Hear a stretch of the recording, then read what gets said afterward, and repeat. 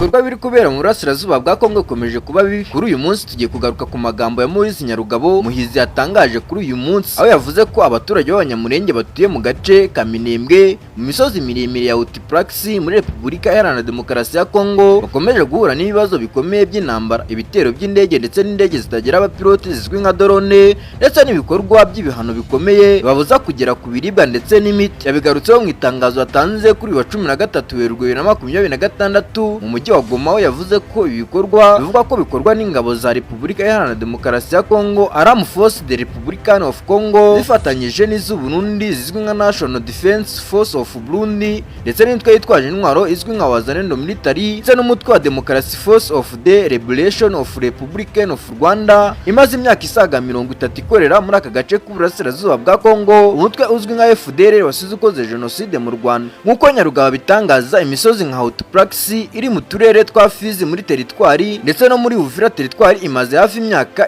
9 iri mu ntambara ikomeye. Ivuga ko muri icyo gihe abantu barenga ibihumbi bishwe, imidugudu irenga 840 yarasenywe cyangwa iratwikwa, mu gihe inka zirenga 500 zanyazwa abanyamurenge bari bazoroye. Ibi kandi avuga ko byagize ingaruka zikomeye ku mibereho y'abaturage, harimo kubura ibyo bakenera mu buzima bwa buri munsi. Nyarugabo yavuze ko mu gace ka Minembwe hamaze igihe kirenga umwaka habaho ibitero bikomeye by'indege z'intambara zizwi nka Sukhoi ndetse n'indege zitagira abapilote zo mu bwoko bwa C5 drones zigabwa ku baturage b'abanyamurenge, zikabahitana abandi bakava mu bitungo yabo cyangwa abandi bakava mu bikorwa bigiye bitandukanye baba bari gukora. Avuga ko muri Mutarama 2026 ibitero byagabwe hafi buri munsi bikaba byarishe abaturage benshi. Akomeza avuga ko ibitero ngo byagabye mu midugudu myinshi igatwikwa, abaturage bamwe bakicwa abandi bagakomereka bikabije. Mu byavuzwe harimo n'urupfu rw'umukecuru w'imyaka 101 uzwi nka Esther Mukuzakabano wari ufite imitungo myinshi ndetse n'abuzukuru benshi byarangiye nabo